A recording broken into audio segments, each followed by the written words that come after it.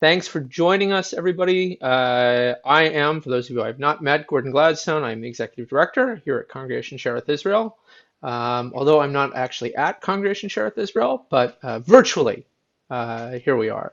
And I'm joined by Seth Rosenblatt, who, in addition to being a member of Congregation Shereth Israel, is the editor-in-chief and founder of the Parallax. He has worked in online journalism since the late 90s, including 8 years at CNET. I remember when CNET was a magazine that you got in print. And he works in areas of security, privacy, and Google, according to his bio, which I guess is an entire career unto itself. And he is based here in San Francisco, which would make sense as he is a member of our congregation. So, Seth, thank you for joining us. Um, so, when Sure thing. we first invited you to come and talk, the conversation we thought we were going to have was all about election security, because that seemed like a really cogent topic when we arranged in, was it November that we had this conversation, I think? Yes. Yes, Yes. right. And we thought, oh yeah, let's talk about election security. And that, and we thought it'll be right after the Georgia special election. That'll be a really hot topic. And as they say, history is what happens when you're making other plans. But I do want to Right. start there because I feel like it is still sort of the story, the origin point for so much of what has come after. Sure. One of the things that, uh, and it's almost a philosophical question, how do we know what we know, right? So I'm wondering if you could talk a little bit about like, how do we know what we know about the election outcome? I think for most of us, we fill out a ballot. Either we do it at the polling place or we do it at our kitchen tables, and we mail it and we know that somebody's going to feed it through a Scantron machine. And then what? Eventually Steve Kornacki will be, jabbering wildly at a large touchscreen television on, MSNBC. But Right. clearly there's several steps in between those 2 points. And, maybe you could walk us through that a little bit and talk a little bit about, how that process has evolved since the onset of the digitization of our electoral landscape. Sure. Sure. I think that's actually a really good place for us to start. As with so many things in the political sphere these days, it all goes back to 2000. And we all remember the hanging chads and the problems voting in that election. And one of the unexpected outcomes of that was the passage in 2002 of the Help America Vote Act, which allocated a significant amount of money to modernize voting across America.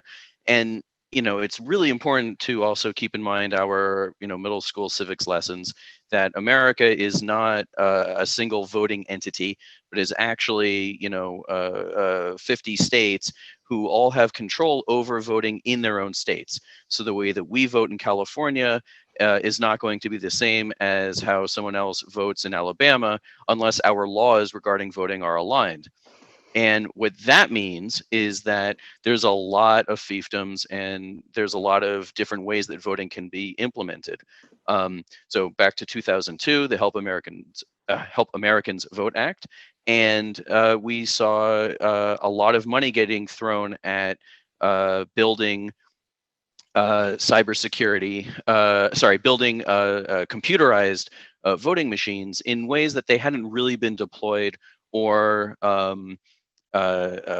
spread out before. So once we had these voting machines, security researchers pretty soon thereafter got really interested in how secure they were because they were recording votes. And if there's one thing that most people across all sides of the political spectrum can agree on is that we'd like to know exactly who voted for whom, and that the votes have been fairly counted. What they found in early security research into these machines was that they resembled nothing quite as much as Swiss cheese. And that's really unfortunate. But nothing was really done about it. And these early investigations into the security of these machines from a computer standpoint was, this is 2005, 2007. Right. Some of them were still And running on like Windows XP Pro and God knows what. right, and again, the problem with computers is that they're going to last a lot longer than you think. And so as technology improved, there was little incentive and certainly very little additional money from Congress to improve the machines as well. So the things that we got in those early days of HAVA, the Help Americans Vote Act, were pretty much how they stayed for a very long time, with a couple of exceptions here and there. That fast forward us up to 2016, and suddenly we had the Russian interference in the election, and there was a lot of concern about whether votes had been flipped and not flipped, and what it meant when voting systems were hacked, if changes were made. And those concerns, have only been amplified over the past 4 years. As more and more researchers got involved and invested in checking these machines out. One of the most preeminent cybersecurity and hacking conferences in the world, called DEF CON, which happens every year in Vegas, created a voting machine hacking village where people had bought these machines off of eBay, and they were Where you can supposed to find be everything. right, right. I mean, it's the world's marketplace, and they brought them in, and they were supposed to have been wiped of data, and so these hackers decided to find out if they actually were, and in many cases they found out that they weren't. They also found out how easy it was to hack these machines, and that led, very interestingly, to a push to return us back to where we were pre-Hava, where paper trails were required everywhere. And to this day, there's still, I think, half a dozen states or so that don't require paper trails for their votes, which is a very bad thing, because if you have a paper trail, you can then count the paper and compare it to the computerized version and see if there's any discrepancies. Um, that and I think that sort of takes us up to where we are now. Right. And how So are how do we there know? Go on. So, I mean, I remember, the stories in the early aughts about there were states that had bought these touchscreen machines. There was no Hmm. paper trail at all, like nothing. Right, right. Are there still states out there or localities that are still using these things? There are, Wow. and it often depends on jurisdiction. I think Hmm. the entirety I think the number of states that in their entirety don't require a paper trail or don't have a paper trail is actually very small these days. It was around I think it was 8 or 10 in the 2016 election, and it's Right. down to about 5 or 6 now. Um, and one of the most interesting things that that happened is, in as all this is going on, was that a professor at UC Berkeley came up with an idea in 2012 to make it easy to recount elections, which was one of the biggest problems in the 2000 election. He called this risk limiting audits. And while it sounds fairly technical, a risk limiting audit is really straightforward. It's a statistical audit. So, the vote tabulators will hand count randomly sampled precincts until it can be established with high statistical confidence that the hand counting of all the paper records would yield the same winner. Basically, they're taking samples and they're making sure that everything checks out. Uh, Not a lot of states have adopted it, except one of the most crucial ones is Georgia. And the reason that Georgia adopted it is because, in very short, Stacey Abrams lost in 2018 in her election for state governor. And that was And a there nail were biter. It was extremely close, Right. and Georgia is known for peaches. It's known for Emory University, and it's also known for having quite a few election shenanigans over the years. And so she sued, and the outcome of that lawsuit was that the court mandated that for statewide elections and federal elections, the state must use risk limiting audits to verify that the count has been done fairly. And it also mandated a minimum threshold by which a recount must occur, which is 0.5%. So what all of that meant was that that lawsuit was resolved in 2019. So the 2020 election comes around, and Georgia becomes a crucial state in the national election for president, and it turns out for senator, and that's sort of brought us to where we are now. There's a few other states that require risk limiting audits, but Georgia showed that this statistical analysis is a very effective way of requiring a recount, and it's fairly affordable. It's not particularly expensive. You're not hiring, tens of thousands of people to come in and count every ballot, because of the way that the math in the audit works. Right.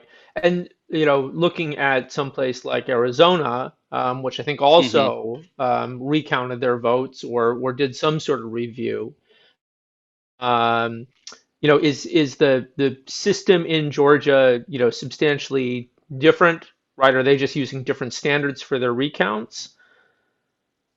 I'm not sure offhand if Arizona was using a risk limiting audit.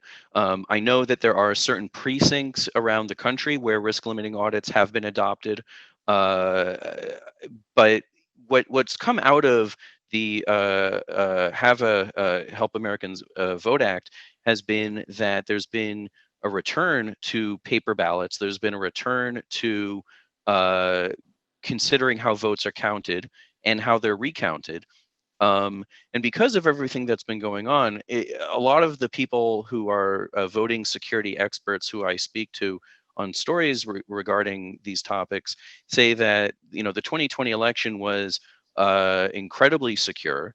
That there was very little reason to think that the election had been miscounted or that votes had been stolen. Um, and a big part of that is also disinformation campaigns and the steps taken to prevent the disinformation campaigns that we saw in 2016 from occurring in 2020. And, I guess then the sort of the begs the question, like, to what degree is that, the NSA working in the background? Is it, sort of foreground stuff and you can swallow whatever is in that mug? It's just tea, I swear. Okay, I take your word for it. Uh, so one of the interesting things with in comparing 2016 to 2020 and the disinformation campaigns that were present and misinformation campaigns, and to be clear, the difference between a misinformation campaign and a disinformation campaign is that disinformation is targeted. It is being created and spread intentionally and uh, with a purpose of reaching specific people, even if that group of people may be the entire people of a country. Um, Misinformation is simply inaccurate or false information that we see amplified these days through social media. And it's not that there weren't disinformation campaigns, but interestingly, the cybersecurity arm of DHS, CISA, CISA, took steps to combat those the disinformation campaigns that they saw early on, and make sure that there was information about them out there. It's not the only reason that they weren't as effective as they were in 2016, but there was certainly an organized effort at the federal level to help people understand what kinds of information they were seeing, what that information meant, and how to deal with it. And that is actually completely in line with the disinformation experts whom I speak with, who talk about how to combat disinformation. And it really comes down to education, to being aware of when you're being emotionally manipulated by a news story.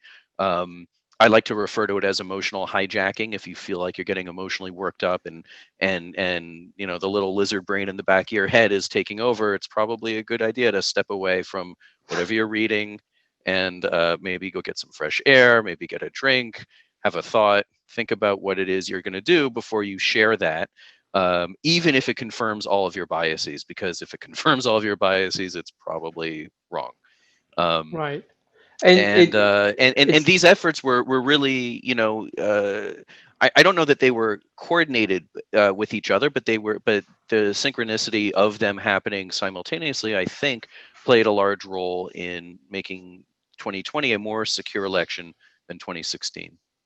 which is, interesting in as much as, one of the sort of the swirling concerns was that, with the head of the federal government sort of invested in, um, his own brand of disinformation or misinformation. Hmm. Hmm. That Hmm. it is one of these cases you're like, oh, so the professional civil service apparently kept chugging along, Yes. despite what was going on in the White House.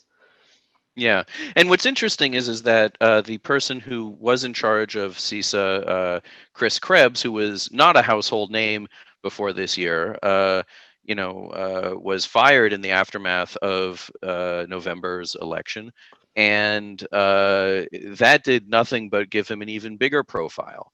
And he's a Republican. He's somebody who was picked by Trump's administration and was hired by them. He's been in that position since 27, or had been in that position since 2017, I think.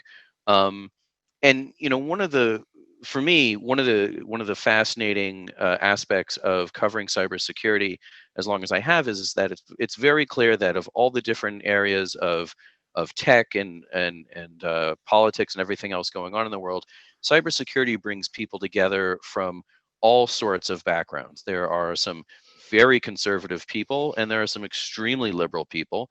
They don't always get along, but it's one of these fields where people do see a higher purpose in what they're attempting to do, which is make computers more secure, make our devices more secure, prevent us from having to worry about, somebody hitting a nuke button and destroying the planet. So that sort of provides me a little bit of segue, as we talk about device security. So Hmm. the Solar Winds hack, which was dominating the news cycle just before Sure, Christmas, and sure. now seems somehow so distant. Right. Um, but Yeah. it was, and it wasn't the first time that there was, um, a large breach of information within the government computer systems. I remember a few years ago the Chinese government, the Chinese apparently got a hold of every single personnel file from the federal government, Hmm. Yep. That including was all the the people who had interviewed to become, people to do espionage. Sure, sure. That was the OPM breach in 2015, the Right, Office of Personnel Management. right. That was devastating. And I think one of the challenges in these very large scale breaches, especially when they're government focused, is that we don't really feel them as individuals or as citizens immediately. We may never feel them, Right. unless we are directly impacted. Um, this kind of the solar winds attack was very interesting because for a number of reasons. One was the way that it was done. They were able to basically hack a software update using some pretty clever methodology. They got into a network, they moved laterally within the network from one computer to the next, and they were able to find the code that builds the software and alter it and have that go undetected for an incredibly long time. I mean, it's, from a technical point of view, it's really something remarkable.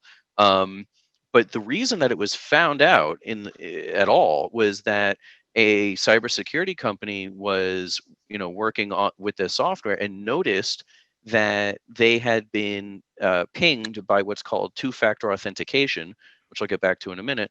And the two-factor authentication ping was unusual, and so they investigated it.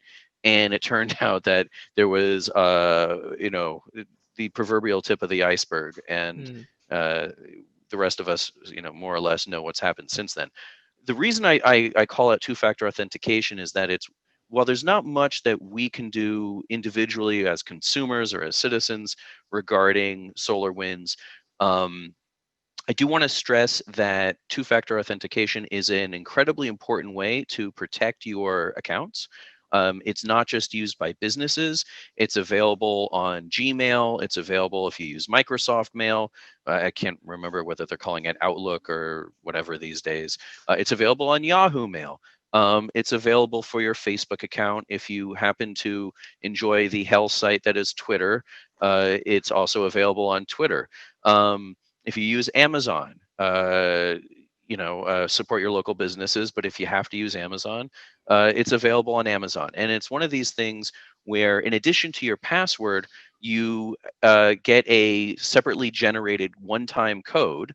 The most basic form of that is to have it sent to your phone over text message. If you have a smartphone, as most of us do, you can get an app that will generate that one-time code. If you are even more tech savvy or even more concerned about your account security, they make physical keys that you can register with your account, and that way you have to touch the key against the computer, or even insert it into the USB port before getting to access your account. Yes, it slows you down, but these methods have been shown to dramatically increase account security. Google started mandating all of its employees, I think, in 2018 to use them. That's almost 100,000 people using two-factor authentication, and according to Google, they dropped their incidence of successful phishing attacks against the company to zero. Right. I mean, So I've been using there, Google Authenticator now for years on my which is personal great, Gmail account, just because, like, I know what's in there, and I don't particularly want to share that, with anybody. right? Right. You know, Yeah. I mean, Hillary Clinton feels the same way, but right. you know, so it's actually really important to consider these things. It's very similar. I like to explain it as using your ATM card. You go to the ATM, you have a physical card, which proves that you are able to access the account, but putting the card into the machine doesn't just give you money as much as we wish it would. You still have to enter in a PIN code, and that PIN is very similar in effect to computerized account security using 2FA. So Right. Right. Yeah. I mean, yeah, and there are variants of that system. I know our payroll company, if it doesn't recognize the IP address, they call my phone, right, and it says like you can't proceed without this code, and then they call me and they give me the code. And what's fun for me is occasionally my phone rings and it's my payroll company saying, "Here's your code." And I know that I have sure, not logged into the payroll system, and I'm like, "Yep, good yep, luck with that, buddy.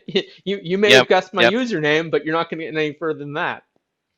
Right. And that's great because then you don't have to change your password and you don't have to go through all this other rigmarole, which is obnoxious and time consuming in other Right. ways. Yeah. So you okay there? Um, Sorry about that. I forgot to turn off. Speaking of phones, I forgot to turn off my Yeah. phone. Well, so the Um, question popped up in the chat. Somebody's like, "Well, how secure are our phones really?" And I guess that depends on what phone you have in your pocket. in worse, it depends on what you mean by secure. Right. Um, I try to talk to people because I have experts that I talk to for my reporting telling me this.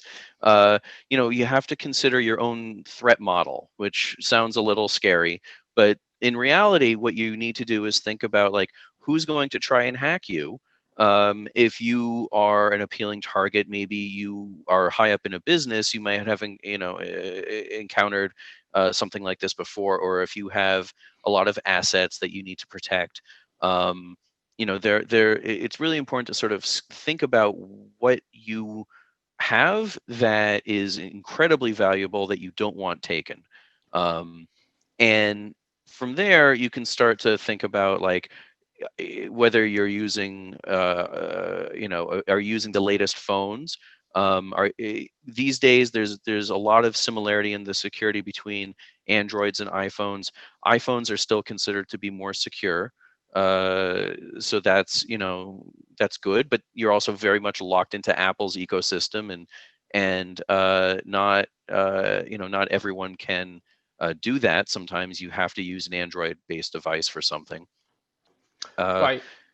yeah, I mean, And then it's there's unfortunately a very nuanced question to answer. right, right. And then of course there's the sort of the secondary question of um, there's security from bad actors, and then there Hmm. is, to the degree that you are sharing your data with the companies that you are, you know, contracted with, right? Either Hmm. the phone manufacturer, the software provider, right? Whether it's Apple or Alphabet, the people Sure. who make that app that you can't stop fooling, Candy Crush or whatever it is that you're into, Right. Right. right? Like what kind of permissions have you granted that? Um, Right. It's so, it, it it's it, yeah, being able to jump on your phone and look at certain apps, and see what permissions they have access to. One of them that's really fascinating is geolocation. If you have an app like a chess game, and it's asking for your geolocation, maybe you shouldn't allow your chess game to know where you are. right, And the reason that your chess game cares about where you are is that they're probably using a code base that includes that. And if it's a free app, especially, they include these kind of bundled things in the app, because that information then gets sold to another company that is actually interested in the geolocation data. right. So the app may be free, but there's always going to be some aspect of the data that is going to be valuable to somebody else. And it's really worth considering, if you need that feature enabled, or if you even need that app. Right, right. There ain't no such thing as a free lunch, as they say. Yeah, So right. there's a question here in the chat about SIM card swaps. Oh yeah. And right, I guess cloning, and Yep. what degree that creates vulnerabilities, and to what degree the carriers could be doing a better job to weed that out. Yeah. I mean, the short version of short answer to that question is, carriers could be doing a lot more. Carriers generally don't. It also depends on what carrier you have. I actually use Google Fi, which uses an Hmm. electronic SIM, so I don't have to worry about physical SIM card swapping. It's also not quite as big of a threat in the U.S. It's much more prominent in Europe, where there's many more carriers, there are more fiefdoms. Um, it's something that, the short version is, it's much more of a problem in Europe than it is in the US. I wouldn't worry so much right now. Um, but carriers can always be doing more to improve their security. Uh, Text messages, still should be if you're texting on iMessage, which is a proprietary Apple service, that only works between Apple devices. Um, your messages are encrypted end to end. If you're using an app like WhatsApp or Signal, those are encrypted end to end. They all have different levels of leakage of metadata, which is the information that is not everything but the content of the message. So the time it was sent, who it was sent to, Right, what device it who sent it, was. etc. Right, Yeah. So those things are worth considering. But if you're using standard SMS, they're still fairly exposed. Or if you're texting between an Android and an iPhone over SMS as well. It's right. it's just one of those things that the carriers don't spend a lot of money on, because there's no reason for them to. Nobody's suing them over their security, Right, right. Well, so I'm although going they to use, should maybe. yeah. Well, so I'm going to use that as a segue there's been a lot of chatter about Section 230, Oh which is yeah. a piece of legislation, now I think about 20 years old, that sort of set up the regulatory framework of the internet, at least the internet Yes. that we enjoy today, as opposed to the internet of the 90s or the internet of the 80s. For those of you who are a little bit older, if you're about my age, you might Right. remember that from college. Um, and there's been a lot of chatter about trying to hold, especially the social media companies, um, Hmm. more accountable by changing some of those rules. And that's been argued both from the right wing and the left wing. Sure. With I think varying degrees of cogency and coherence. But I think it might be worth sort of taking a step back and sort of helping people understand, what was this? What did it do? And what was it? What was the intent? And what's the what does it look like now on the ground? Sure. Sure. I think so. Section 230, as we're going to call it, or just 230, is part of the Communications Decency Act of 1996. Um, it's a very clear law if you read it. It's not poorly written, but it's something that a lot of people misunderstand. And so what I'm going to do, actually, because it's important to get the nuance of it right. I wrote up a little thing. I'm just gonna go through it really quickly, and then once I've done that, we can sort of jump into questions about it. Um, so in short, many people think that Section 230 says that if a company starts moderating content, it's no longer a platform but a publisher, and this is wrong. It's completely wrong. It's utterly wrong. At its core, 230 ensures that the legal liability for posting content online rests on whoever created that content, not on whomever is hosting it. It does create a distinction between information content providers and interactive computer services, but that is not legalese for the terms platform or publisher. 230 protects all websites and all users of websites when there is content posted on the sites by someone else. Full stop, no further action needed. That's it. Uh, 230 supports First Amendment protections, free speech protections, in that it can get frivolous lawsuits tossed out of court much faster. And similarly, websites cannot lose their 230 protections.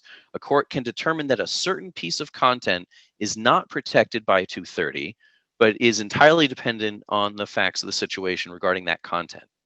Um, it's happened before, but it's not common. Hate speech is protected by the First Amendment. 230 specifically and explicitly exempts federal criminal law, so you can still get busted for online sex trafficking, drug deals, things of that nature. There's no carve out for that in 230. Um, it specifically exempts intellectual property as well. It does not protect content piracy. It says nothing about neutrality in terms of the content hosted. That means that for those of us that are familiar with the fairness doctrine, there's no requirement that equal time be given to all sides under Section 230. But 230 also protects sites that choose to moderate their content in ways that the First Amendment would otherwise protect. So, protected speech under the First Amendment can be moderated by sites under 230 if they choose to. Um, and what we're seeing today, because of uh, Parler, which was a social media platform that attracted large numbers of right-wing white supremacist people. I'm a little hesitant to call them all neo-Nazis, but I'm happy doing it here in this group. Is that Parler was not required under 230 to do anything, but other organizations chose that because Parler chose to not take action, that they would take action. Um, so what we saw were things like content hosting from Amazon Web Services filed a complaint with Parler back in November saying that they didn't like the kinds of content that Parler was hosting. They asked Parler to take action. Parler refused. And although it took them a few months, Amazon booted them off of their service earlier this week. Um, that's called deplatforming. What's interesting is that we've seen deplatforming of minority groups including transgender people and sex workers, without having altered Section 230. So this has already happened to people who have expressed minority views. So logically, there's no reason that you can't also deplatform neo-Nazis without changing 230 as well. Right. And this, I mean, sort of like the layman in me wants to say this is no different than the sign that hangs at the restaurant entrance that says we reserve the right to refuse service to anybody, right? You know, and Amazon is effectively saying, you know what? Yes. We don't have to rent you, you know, server space, and we choose Yes. not to. Like, take your business somewhere Yeah. else. Yeah. Um, Absolutely. What we saw that this week or end of last week and into the beginning of this week, specifically with Parler, is I think best articulated by the ACLU, which is known for protecting First Amendment rights to speech, and doing it in cases where the speech is particularly abhorrent and repulsive. Um, and they said that that they didn't have any problem with what was done to Parler. They weren't particularly thrilled about it, but they didn't have a problem with it. What they did have a problem with is that other global leaders like Trump, so in positions of power similar to Trump in their own countries, had not been deplatformed despite violating terms of service and other content moderation policies on these sites. And what they want to see is a more equal application of the rules that these sites are using. If you're going to throw, a tin pot dictator from Southeast Asia off of your platform for instigating genocide against his own people, perhaps it's a good idea to, consider political leaders equally under that view, as opposed to picking and choosing which ones you're going to allow to have their speech go unmoderated or very lightly moderated. Right. Although it, you know, it almost sort of begs a question, you know, and I was having this conversation with my son the other night, right? Like there's American law, right? You know, and we Hmm. are Hmm. like that is, you know, grounded in the U.S. Constitution. But, you know, then what Twitter does, you know, or Facebook does in, um, Southeast Asia, right? Like Sure. is, not, may not even fall under American law, depending on, where the hardware and the software and everything else is. And B is a radically different standard, from the ones that we, think of. But, it's all one internet, I think is the challenge. Um, Hmm. and those cables, run right back Yeah. through the server farms, well, there aren't a whole lot of server farms. There's one in Oakland, actually, Right. Right. that you can Yeah. see from the So BART station. it's a really challenging problem, when you see different rules being applied, or you see rules being applied differently in different regions, depending on on what the country feels is important to them. One of the things that I like to point out, about this is a great example is the right to privacy in Europe, where you have the legal right as an individual to have your data removed from the internet. And in Spain, this has led to corrupt politicians getting news stories about them removed from Spanish news sites. Um, yeah, so that on the face of it would seem to fly against our values here in America. Um, and it's challenging because if Facebook or Twitter is mandated to take something down because it offends somebody in a country that's not in the US, um, are they obligated to do it? Should they be respectful of that? It seems to fly in the face of what we saw in the 90s as the internet as a unified single place. Um, I think it's more apparent now than ever before that the internet has never been that, and that the countries and the citizens in them and the people who lead them are going to have a very difficult time in the next decade figuring out what this means in terms of internet service, in terms of who gets access, in terms of who controls the content that they see. Um, there's no clear path forward. Right, and I assume that I know there is a very sort of light international treaty framework that at least governs, things like IP addresses. Hmm. But I, Hmm. I imagine, putting any more teeth into that, given, the radically different approaches, country to country, society to society, um, you know, I think about like the Chinese, right, versus in Saudi Arabia versus here or Yeah, Iceland for that matter. yeah, yeah, absolutely, absolutely. It, there's never been anything quite like it. We don't really know how it's going to play out. We don't. We're in phenomenally uncharted waters. They're fascinating. They're really interesting, but uh, there hasn't been a legal decision, on what to do. There's no international law that really gets into the nuances of this. Um, and I suspect that if there was an attempt to do so, we'd see some really fractious debates between countries. For sure. So I guess, one of the things that, then you sort of think to yourself, okay, so, here I'm just, this schlub with, my aging computer and a, shiny phone in my pocket. Right. How does one, navigate like, to what degree can, be savvy consumers? I think that's, a major challenge, but Hmm. not just of like stuff, right? And not just thinking about getting our credit cards hacked, but trying not to get our brains hacked. And I mean that Uh huh. metaphorically, not Uh huh. Matrix kind of way. Sure. Sure. Although that's probably coming too. Uh, Yeah, I can't remember the car keys are, so don't, well, maybe you could if you had a computer chip in your head. I mean, Yeah, no, I'll pass. yeah. Thanks. um,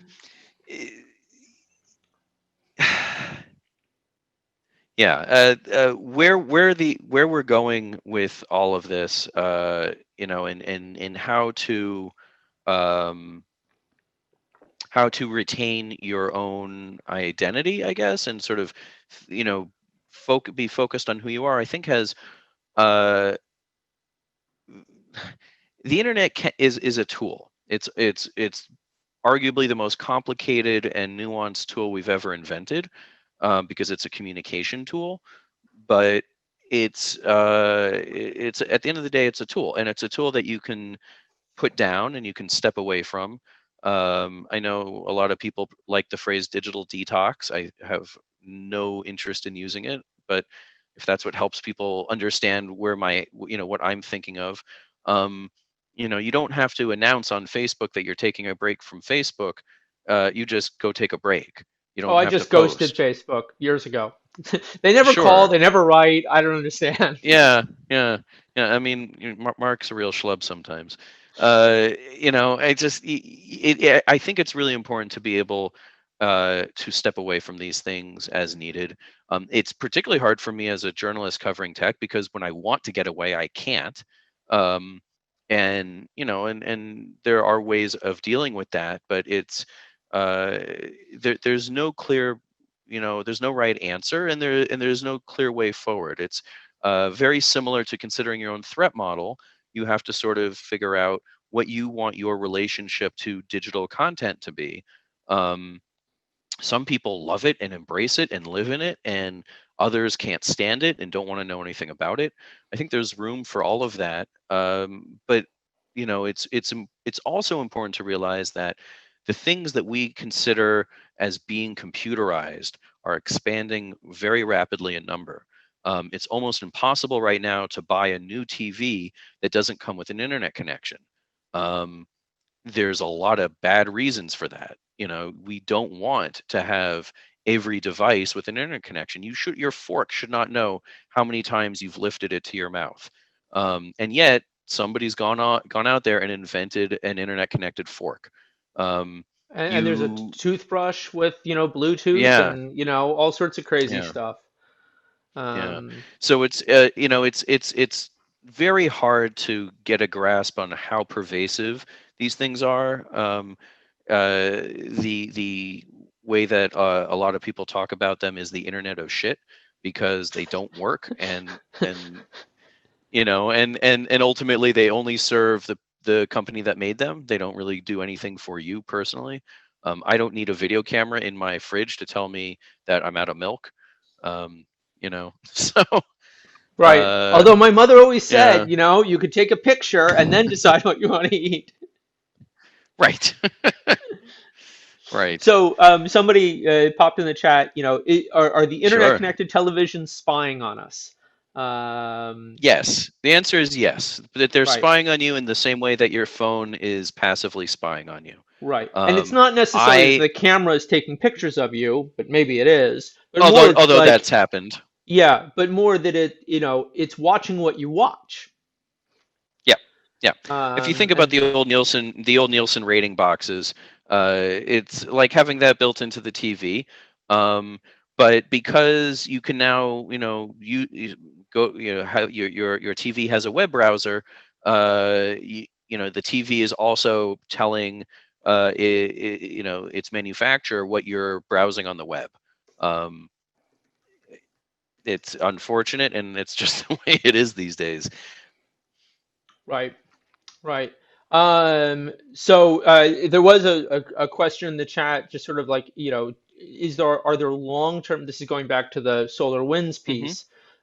Sure. Is there a sort of a long term, you know, uh, right aside from like the obvious direct damage to whatever they got a hold of within the U.S. government, but Hmm. sort of like thinking beyond that, right? Like, okay, now they know what it is, and hopefully they know what's been compromised. But like, do we now sort of stare at our Windows computers and think, who's in there? Um, Not quite sure. Can you be a little bit more specific about where you want to go with that question? Yeah, I Because mean, there's a lot I of guess, ways that right. that, I mean, I that guess the can. question is, like again, for the average guy sitting, or woman sitting at home, right? What level of concern, should we be at, and is there anything we should do other than jump up and down and scream at our legislators? Yeah. No. I mean, for one thing, it's not SolarWinds is not a Windows related issue. It's not going to affect any of our home computers that are Windows based. Um, it's certainly encouraging legislators to have a better understanding of technology and what it means would be an incredible thing. It was incredibly difficult, my sources tell me, to get Republicans on board with election security. Um, I'm not going to inquire. I'm not going to speculate as to why, but every single election security expert I spoke to on across again the entire spectrum was horrified that they could not get Republican legislators at the national level on board with improving election security. It was extremely difficult. Um, so encouraging legislators, voting for legislators who have a better understanding of technology, who understand what the issues are, why this affects all of us, is incredibly important. Let me give you for example. Elizabeth Warren has been talking for a long time about breaking up big tech. She's not the only person to do that. Um, that's great, right? There's a lot of reasons why tech monopolies have been damaging to competition. But one of the things that needs to be considered, according to security experts I talk to, is that Facebook and Google have two of the best internet security teams around. They do a lot of work beyond just securing Facebook and Google products. And if you split off, say, WhatsApp and Oculus and Facebook, into three different companies, what's going to happen to those users in terms of their security? Is there going to be a joint security team that's going to just sort of work on all those products? How do you ensure that the basic security standards are not only adhered to but improved over time? Because as the technology grows and changes, you need to stay on top of what on of potential risks. Uh, so these are not questions with easy answers. Right, right.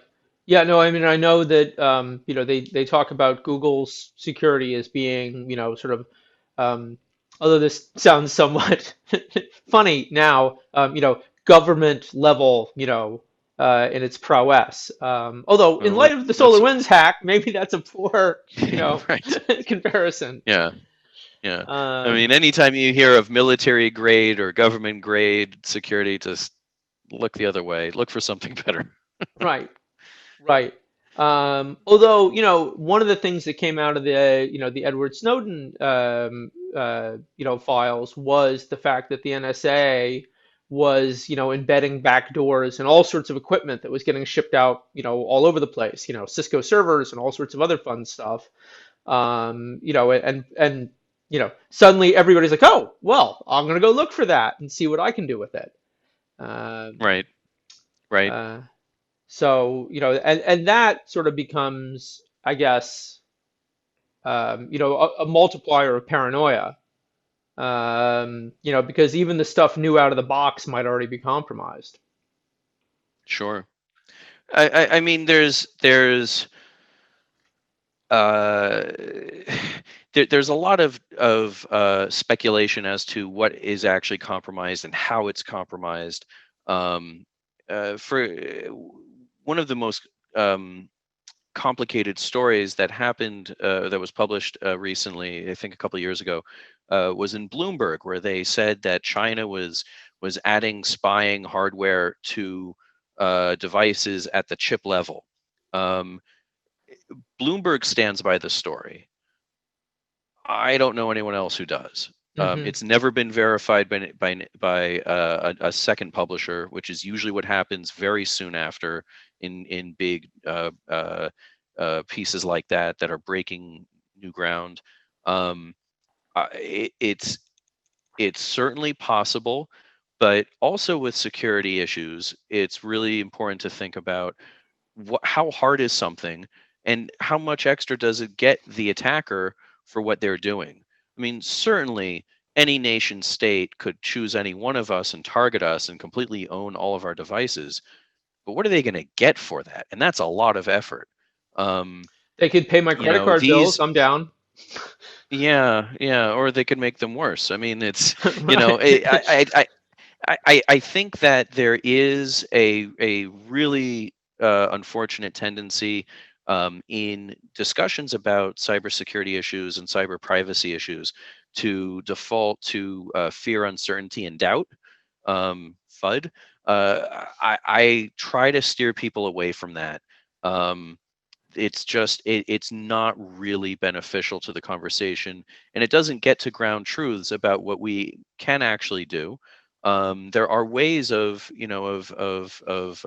mitigating a lot of these problems. If we take something as common as an internet connected smart TV, um, you disable the internet connection, or if you like having it connected to the internet in your house, create a second network. So your all of your IoT devices are on that second guest network, and your main computing happens on the primary network, and that way you're not having bank information pass through the same uh, uh, channel as your whatever TV show you're streaming. um, it may seem like a very small thing, but things like this are actually very important. Using a password manager. If you if you insist on writing all your passwords down in a little notebook, I'm sorry. It's much easier to use a password manager. Take positive steps that can actually improve your security instead of worrying about whether the Russians are tracking you. Because I guarantee you that the U.S. is pulling off solar winds attacks against Russia as well, or whatever the equivalent is. It's Right. just this time the U.S. got caught with its pants down.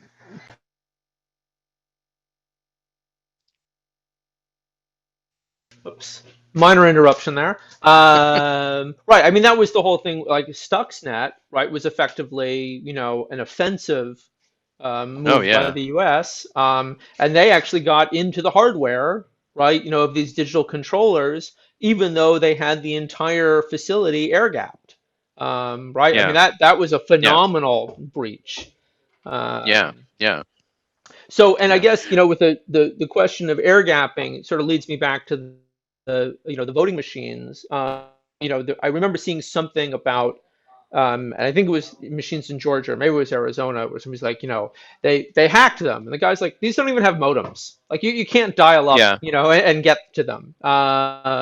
But I just sort of like want to get your read on that. To what degree are these devices, you know, secure? Although I guess with the paper ballots, you always have a backup.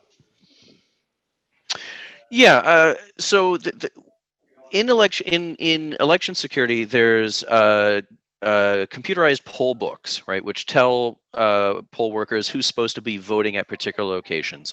There's computerized machines where you can indicate your vote, and in the best systems, these votes are then printed out on a sheet of paper that you get a receipt of. Uh, that that and the jurisdiction gets a copy of as well. In San Francisco, we fill out little bubbles, right, or we draw lines now these days, and those are read by computerized machines, right? Um, so it's entirely possible to own the system in different ways, right? There's a lot of vulnerabilities there that can be exploited. You can change who's allowed to vote at a particular polling location if you're hacked. Um, but what you but there's significant time and effort involved in hacking those systems. um, the benefit of the paper trail is that it means that you can always go back and audit, you can always go back and check. There's certain reasons to have computerized voting systems. They're very beneficial to people with physical disabilities, for example. um, uh, but we also need to ensure that people can even get to polls. There's a lot of places in the country where polling is restricted, where it's very difficult, where they make it intentionally difficult for people to get out to voting stations. Um, Vote by mail seems to be a very logical solution to that problem. Uh, but again, you vote by mail, you have a paper trail. Even if they're counted by computers, you can always go back and recount them by hand. Um, Right. eh, So in one of our resident tech folks just said, he says, Seth, I just want to confirm, have you separated your internet TV network from the rest of your home computers?